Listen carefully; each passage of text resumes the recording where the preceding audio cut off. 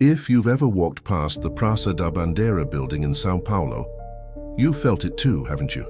That sudden drop in temperature, that heavy weight pressing on your chest, that unnerving feeling of being watched from windows that haven't been opened in decades.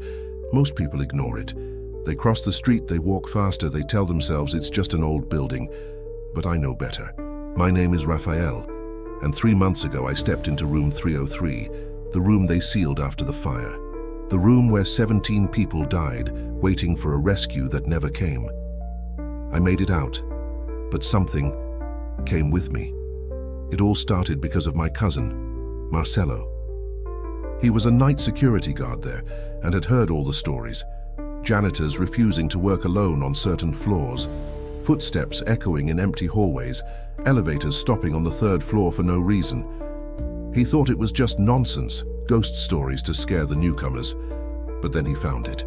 An old maintenance log from 1975, hidden in a dusty basement box. Tucked inside was a handwritten warning: Room 303, do not enter. Sealed by order of building management. Key kept in supervisor's safe.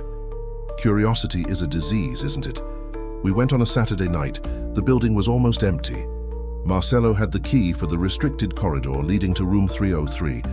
The moment that door opened, everything felt wrong. The hallway beyond was frozen in time. Peeling wallpaper, cracked tiles, wires dangling from the ceiling, and the smell, burnt plastic mixed with something sickly sweet, something rotting. At the end of the hall was room 303. Its door was industrial steel, locked with a padlock that hadn't been touched in decades. It took Marcelo 3 tries to wrench it open. When it finally gave way, a wave of cold air poured out like water from a broken dam. The room inside was small, maybe 15 square meters, and the windows had been bricked up. Dust covered the floor so thickly, our footprints left deep impressions. But the walls were worse. They were covered in burn marks, and within them handprints, dozens of them. Small, large, overlapping, as if people had clawed at the walls trying to escape.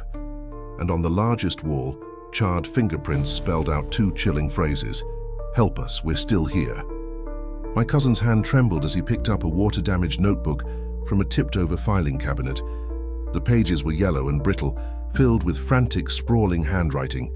They were messages from the trapped, voices frozen in time. "The smoke is too thick. Can't see the door anymore. Called for help. The line went dead. No one is coming. Sandra passed out. I think she's gone. It's so hot, can't breathe. God, please." As we read, the temperature dropped another 10 degrees, and then the whispers started. They came from inside the walls, hundreds of voices overlapping, pleading, crying. "Help us, I can't breathe. Why won't they open the door?" We turned to leave, but the door, it was closed, locked. We hadn't touched it. I screamed. Marcelo threw his entire body against it, but it wouldn't budge. The cold became unbearable, a biting, burning freeze. The whispers turned into screams. Then shapes began to emerge from the shadows. Twisted, burned figures, their skin like melted wax, their eyes hollow black sockets. 17 of them. One by one, they formed a circle around us, staring without blinking. One raised a charred hand and pointed at the notebook. I understood. They wanted to be remembered, witnessed. With trembling hands, I held the notebook to my chest. "I'll tell people," I stammered.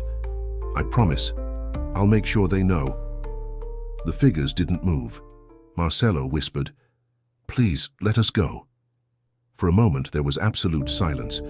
Then the door swung open. We ran. We didn't look back until we were outside, gasping for air on the pavement. It was 3:47 a.m. We'd been inside for less than 10 minutes, but it felt like hours. We tried to rationalize it. Hallucinations, carbon monoxide, shared psychosis, anything but the truth. The next morning, Marcelo called, his voice shaking. "Rafael, to check your phone, look at the photos." I hadn't taken any photos, but when I opened my gallery, there they were. 17 new pictures, time-stamped from the night before, all taken inside room 303. And in each one, standing right behind us, were the burned figures, watching. In the last photo, one was inches from the back of my head, its mouth open in a silent scream. I deleted them, but they just came back, every single time. 2 weeks ago, I woke up at 3:47 a.m., the exact time we left the room. The smell of smoke filled my apartment, thick and choking. There was no fire. Nothing was burning. In my bathroom mirror, a child-sized handprint was seared into the glass. In the condensation, letters appeared. "We followed you." Marcelo doesn't answer my calls anymore. His social media is gone. He moved out in the middle of the night, leaving everything behind. I've visited churches, spoken to mediums, even a paranormal investigator. They all said the same thing. You opened a door that should have stayed closed, now they're bound to you. Every night at 3:47 a.m. I wake up, sometimes to the smell of smoke, sometimes to whispers, and sometimes into the figures standing in the corners of my room. Room 303 was never evacuated. For those 17 people, the fire never ended. And now, because I couldn't leave the past alone, they've found a way out. So if you ever pass the Praça da Bandeira building, don't look up at the third floor. Don't let your eyes linger on those bricked-up windows, because if you do, they'll see you. And once they see you, they never stop watching. Thanks for listening to my story. If you've had a similar experience or want to see more content like this, please subscribe and hit the bell icon. Stay safe out there. Hey.